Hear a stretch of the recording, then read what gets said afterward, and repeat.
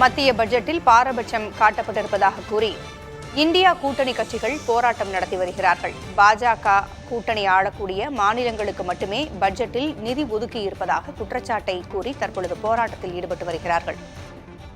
2024-25 ஆண்டுக்கான மத்திய பட்ஜெட் நேற்று மக்களவையில் தாக்கல் செய்யப்பட்டது. மத்திய நிதியமைச்சர் நிர்மலா சீதாராமன் தாக்கல் செய்த அந்த பட்ஜெட்டில் எதிர்க்கட்சிகள் ஆளக்கூடிய மாநிலங்களின் பெயர்கள் இடம்பெறவில்லை, அவர்களுக்கான நிதி ஒதுக்கீடு செய்யப்படவில்லை என்று கூறி இந்தியா கூட்டணி கட்சியினர் எம்பிக்கள் தற்பொழுது கண்டன ஆர்ப்பாட்டத்தில் ஈடுபட்டிருக்கிறார்கள். கூடுதல் விவரங்களை வழங்க செய்தியாளர் கணபதி இணைந்திருக்கிறார். கணபதி, போராட்டங்கள் குறித்த கூடுதல் விவரங்கள் என்ன?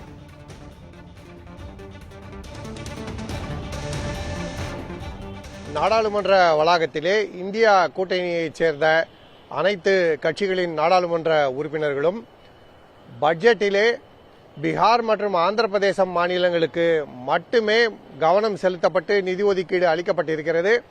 பிற மாநிலங்கள், குறிப்பாக இந்தியா கூட்டணி ஆளும் மாநிலங்கள் புறக்கணிக்கப்பட்டுள்ளன என தங்களுடைய கண்டனங்களை தெரிவித்து வருகிறார்கள். நேற்று மாலையிலே தமிழ்நாடு முதல்வர் மு.க.ஸ்டாலின் தான் அதிரடியாக நான் நீத்தி ஆயோக் கூட்டத்தை புறக்கணிக்கிறேன், அந்த கூட்டத்திலே கலந்து கொள்ள மாட்டேன் என அறிவித்து தமிழ்நாடு பட்ஜெட்டிலே புறக்கணிக்கப்பட்டிருப்பதற்கு கடும் எதிர்ப்பையும் கண்டனத்தையும் பதிவு செய்தார். அதைத் தொடர்ந்து இந்தியா கூட்டணியைச் சேர்ந்த பெரும்பாலான கட்சிகள் அதே நிலைப்பாடுடன் இன்று நாடாளுமன்ற வளாகத்திலே போராட்டத்தை தொடங்கியுள்ளன. இன்று மக்களவை மற்றும் மாநிலங்களவையிலே இந்த கோரிக்கையை வலியுறுத்துவோம், பிற அலுவல்களை எல்லாம் ஒத்திவைத்துவிட்டு இந்த விவகாரம் குறித்து விவாதம் நடத்த வேண்டும் என திமுக, காங்கிரஸ் மற்றும் அதன் கூட்டணி கட்சிகள் வலியுறுத்தி வருகின்றன. இதற்காக திமுகவின் திருச்சி சிவா மாநிலங்களவையிலே நோட்டீஸ் அளித்துள்ளார். அதே போலவே திமுகவை சேர்ந்தவர்கள் மக்களவையிலும் கடிதம் அளித்திருக்கிறார்கள். காங்கிரஸ் கட்சியின் நாடாளுமன்ற உறுப்பினர்களும் 2 அவைகளிலுமே கடிதம் அளித்திருக்கிறார்கள். இந்தியா கூட்டணி ஆளும் மாநிலங்களான கர்நாடகா, தெலுங்கானா, கேரளா, ஜார்க்கண்ட், மேற்கு வங்கம் மற்றும் பஞ்சாப் உள்ளிட்ட மாநிலங்களும் புறக்கணிக்கப்பட்டிருக்கின்றன என்பது அந்தந்த மாநிலங்களை ஆளும் கட்சிகளின் நிலைப்பாடாக இருக்கிறது.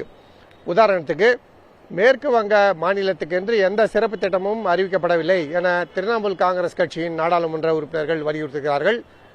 அதே போல பஞ்சாப் புறக்கணிக்கப்பட்டிருக்கிறது என்பது ஆம் ஆத்மி கட்சி நாடாளுமன்ற உறுப்பினர்களின் புகாராக இருக்கிறது. கர்நாடகா, தெலுங்கானா போன்ற மாநிலங்களுக்கு எந்த சிறப்பு திட்டமும் இல்லை என காங்கிரஸ் கட்சி வலியுறுத்துகிறது.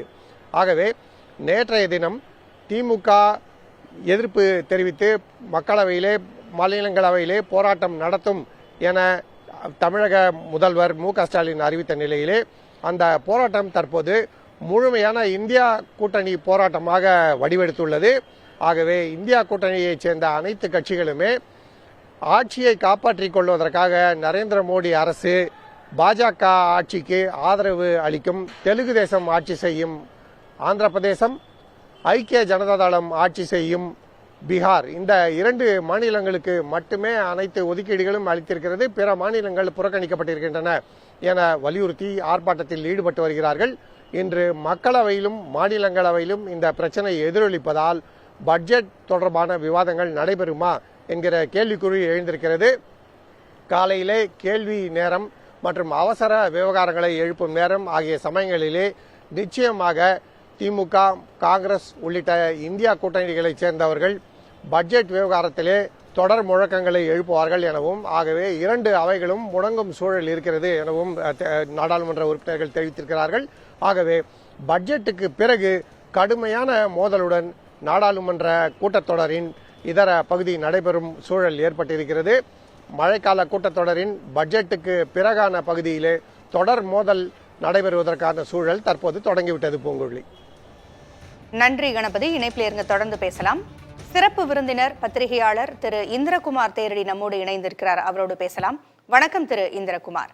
மத்திய அரசு தாக்கல் செய்திருக்கின்ற இந்த வருட பட்ஜெட்டை பார்க்கும் பொழுது எதிர்க்கட்சிகள் ஆளுகின்ற மாநிலங்களுக்கு நிதி ஒதுக்கப்படவில்லை, எதிர்க்கட்சிகளின் ஆளுகின்ற மாநிலங்களினுடைய பெயர்களே இடம்பெறவில்லை என்பதை கண்கூடாக பார்க்க முடிகிறது.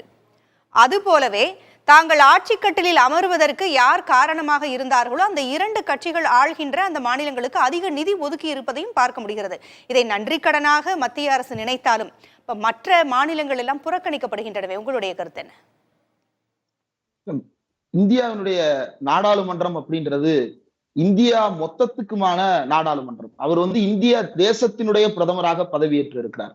இந்தியா அவர் அவருடைய கட்சிக்கு வாக்களிக்காத மக்களை தவிர்த்த இந்தியாவுக்கு அவர் பிரதமர் அல்ல, மொத்த இந்தியாவுக்கும் சேர்த்து தானே அவர் பிரதமர். அப்ப தமிழ்நாடு புறக்கணிக்கப்படுது, கேரளா, மகாராஷ்டிரா எல்லாம் புறக்கணிக்கப்படுகிறது, மேற்குவங்கம் புறக்கணிக்கப்படுதுன்னா அப்ப இவர்களை எல்லாம் தங்களுடைய நாட்டின் கீழ் இருக்கும் பிரஜைகளா நீங்க கருதையான்ற கேள்விக்கு பிரதமர் ஆன்சர் பண்ற நிலைமையை அவர்களே உருவாக்கி கொள்றாங்க. ரொம்ப பேசிக்கா தமிழ்நாடு கேட்பது அப்படின்றது அடிப்படையாக சென்னையில ஒவ்வொரு ஆண்டும் வெள்ள பாதிப்புகள் வந்து கொண்டிருக்கிறது. அதை சரி செய்வதற்கு ஆண்டுதோறும் இன்வெஸ்ட் பண்ண வேண்டியது இருக்கு. அதற்கு சென்னை சந்தித்த இழப்புகள், புதிய கட்டுமானங்களை உருவாக்குதல் தொடர்பாக கிட்டத்தட்ட 30,000 கோடி வரைக்கும் தமிழ்நாட்டிற்கு இழப்பு ஏற்பட்டிருக்கிறது. அதை NDRFல இருந்து கொடுங்கன்னு கேட்டோம்னா அது இப்போ வரைக்கும் ஆன்சர் பண்ணப்படல.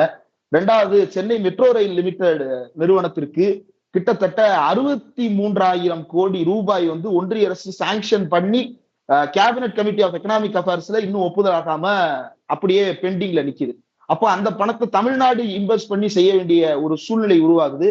அப்போ மேலும் கடன் வாங்க வேண்டிய ஒரு நெருக்கடி உருவாக்கி இருக்கிறது. ரொம்ப முக்கியமா ஆந்திராவுக்கும் பீகாருக்கும் மட்டுமான பட்ஜெட்டாக இது இருக்கிறதுன்ற ஒரு விமர்சனத்தையும் பார்க்க முடியுது. ஆனா ஆந்திராவும் இந்த விஷயத்தில் வஞ்சிக்கப்பட்டிருக்கிறது. அது அந்த மக்களுக்கு இப்போது புரியாது, இன்னும் நீண்ட கால சிக்கலாக அது மாறப்போகிறது. கிட்டத்தட்ட 15,000 கோடி ரூபாய் நிதி ஒதுக்கீடுன்னு சொல்றாங்க. உண்மை அது அல்ல. 15,000 கோடி ரூபாய் மல்டிலேட்டரல் ஏஜென்சிஸ்ல இருந்து வாங்கி அந்த நகரத்தினுடைய கட்டுமானத்திற்கு கொடுக்கிறாங்க. ஒரு மாநிலத்தினுடைய தலைநகர் நிர்மாணத்திற்கு பன்னாட்டு நிறுவனங்களிடமிருந்து கடன் வாங்கி கொடுக்கிறேன் என்றுதான் ஒன்றிய அரசு சொல்லுகிறதை தவிர நான் கூடுதல் நிதி கொடுக்கிறேனோ அல்லது நான் ஸ்பெஷல் ஸ்டேட்டஸ் கொடுக்கிறேனோ இவங்க எந்த விதமான விஷயங்களையும் குறிப்பிடல. பொருளாதார ரீதியாக, உட்கட்டமைப்பு ரீதியாக பின்தங்கிய பகுதிகளை ஸ்பெஷல் ஸ்டேட்டஸ் கொடுக்கலாம் அப்படின்னு சொல்லி ஏற்கனவே பினான்ஸ் கமிஷனோட ரெக்கமெண்டேஷன் இருக்கு. அந்த அடிப்படையில தான் பீகாரும் ஆந்திராவும் அந்த ஸ்பெஷல் ஸ்டேட்டஸை கேட்கிறாங்க. ஆனா அதை கொடுப்பதற்கு எந்த விதமான சாத்தியமும் இல்லைன்னு மறுத்துவிட்டு ஆந்திராவை ஈஸ்டர்ன் ரீஜியனோட சேர்த்து நாங்க டெவலப் பண்றோம், ஆந்திராவினுடைய எக்கனாமிக் காரிடார் நாங்க டெவலப் பண்றோம் அப்படின்னு சொல்லிட்டு 15,000 கோடி மல்டிலேட்டரல் ஏஜென்சிஸ்ல இருந்து கடன் வாங்கி கொடுக்குறாங்க. அந்த கடனை திருப்பி செலுத்த போறது அந்த மாநில அரசு தான். ஏற்கனவே நிதி சுமையில் இருக்கிறோம், எங்களுக்கு போதுமான நிதி ஆதாரங்கள் இல்லை, பிஸ்கல் பெடரலிசம் வேணும் அப்படின்ற கோரிக்கைகளை முன்வைத்துத்தான் சந்திரபாபு நாயுடு இதற்கு முன்பு NDA அரசாங்கத்தை விமர்சித்திருக்கிறார். ஆனா இப்போது என்ன பிஸ்கல் பெடரலிசம் கிடைச்சிருச்சு? மாறாக கடன் தான் ஏறி இருக்கிறது தவிர எந்த விதமான புதிய வரவேற்கத்தக்க விஷயங்களும் ஆந்திராவுக்கு போய் சேர போறது இல்ல. திரு இந்திரகுமார், நீங்க இணைப்பிலே இருங்க, தொடர்ந்து பேசலாம்.